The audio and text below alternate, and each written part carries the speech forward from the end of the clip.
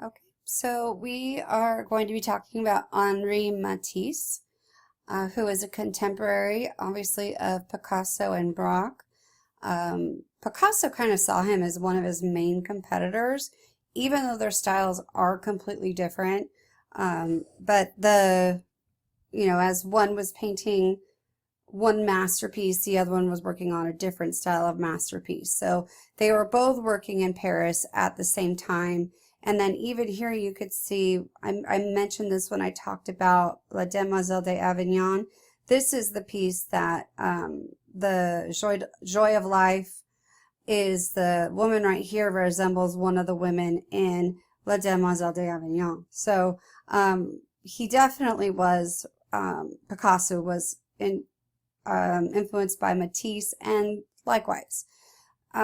So the main difference with these two artists, I mean, you think about two artists who are painting the exact same time and have the same circles of friends and the same influences, but their styles are so different that you really have to respect the fact that there are different creative geniuses that are being created at the same time, and creativity is very unique to the individual. So this one is technically Matisse was considered at first like a Fauvist and definitely used color for expression. So he did not have a normal use of color. I don't know if normal is the right word, but he didn't have a traditional use of color. You could see this in Woman with a Hat, which was actually his wife. But I mean, she's got, different colors on her face. The hat, I don't know what's on top of that hat. But you've got some green and pink, and he even didn't necessarily prime his canvases like most painters did, meaning there are also some white spots that are actual canvas, not painting it white. And so it was very much just the color he felt that day that was expressing the different feelings he had. So color equaled what he was feeling that day for the most part. So he is going to be influential all the way up until his death in, let's see, he died in the 1950s, and him and Picasso actually become, first they were like quote unquote friendly rivals, but later on they become really good friends. And towards the end of his life, Matisse is going to start going blind, and which is very, obviously it'd be very difficult to go blind if you're an artist. So one of the things he switched to was cutouts.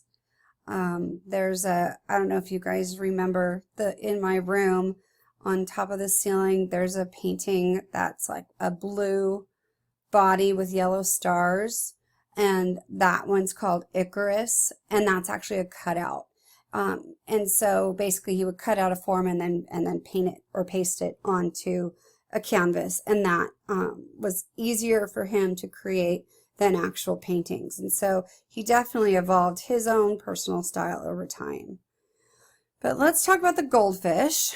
So one of the things that's really was interesting to Europeans at the time were goldfish. And for us, we think of goldfish as something you win at like a fair, and you come home and you may or may not have a goldfish that lasts through the night. We actually had one last a couple years, which was, I was not sad when that goldfish was done, but for them it was like an interesting thing to have goldfish in a tank that people just watched, and it almost became a meditative thing. So and this is going to be the North African influence or Moroccan influence that they had from the on Matisse, excuse me. So there's goldfish in other pieces he has, and it was supposed to be somewhat like exotic, especially the rest of the piece is definitely supposed to be exotic. I mean, you've got towards the back you have a pink wall with like a green pattern of flowers. And then you've got like real flowers, plants. This is like, it's supposed to be a table, but clearly it's not in perspective correctly because it's like, you know, it doesn't look like a 3D object. It's definitely flattened like most of the pieces were. So he uses a broad areas of color, also rhythmic lines, and a flat composition that creates patterns. And in the past, artists would express emotion with facial expressions or poses of the figures, but now, according to Matisse, the whole arrangement of the picture is expressive. And like I said, Matisse loved patterns or a pattern within a pattern. So not only is this just a decorative form of his own compositions, he also would use it to reproduce tapestries, embroideries, silk, awnings, curlicues, dots, spots, the bright clutter of over-furnished rooms, and we can see a lot of that in this piece.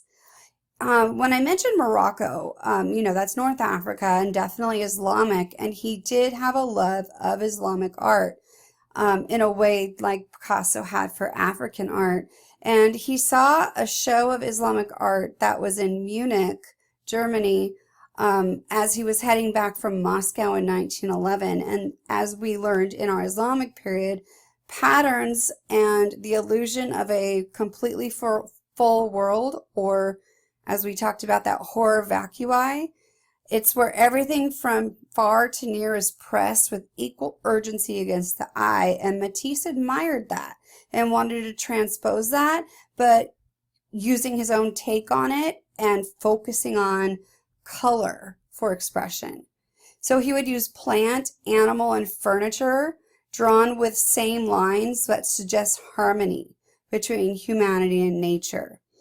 The colors are intense and vibrant, which helps express emotions, and it obviously doesn't adhere to humanity and nature with the placement of how the objects are.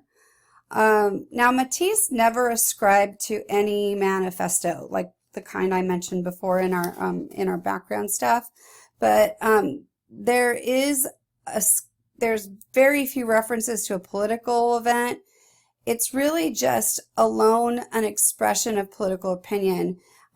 So perhaps Matisse did suffer, like the other artists, from fear and loathing, but really there's no show of that in any of his work. Most of his work is bright, lively, and fun to look like, or to look at. And by the way, this goldfish piece is also on my ceilings. One of my former students painted that. Within his studio, it was considered a world within the world, a place of equilibrium that he would use for 60 continuous years, producing images of comfort, refuge, and balanced satisfaction. Nowhere in Matisse's work does one feel that trace of alienation like Munch did, or conflict with modernism that other artists did. And then he was influenced heavily by Manet and Cézanne. Like I said, remember, Cézanne has a huge influence on future generations. He did like that idea of the ruptured perspective in art, and we can see that it's not quite as fractured or ruptured as it is with the Portuguese or even La Demoiselle d'Avignon, but you can see that table is not where, it's not how a table actually looks. So that flattened perspective really makes a big difference. So Matisse does that with this piece, and with the size of the figures and in regards to the perspective. So as a result of his experimentation with his disruptured perspective, the viewer is required to be part of the painting in order to make sense of the ruptured scale. And that's similar to what Cézanne did using flat planes of colors and no modeling. So Matisse would do the no modeling, and then he would use colors to represent light. And that's really what Matisse did well. He definitely was influenced by the decorative art of the Asian culture. And this, by the way, is considered a still life painting.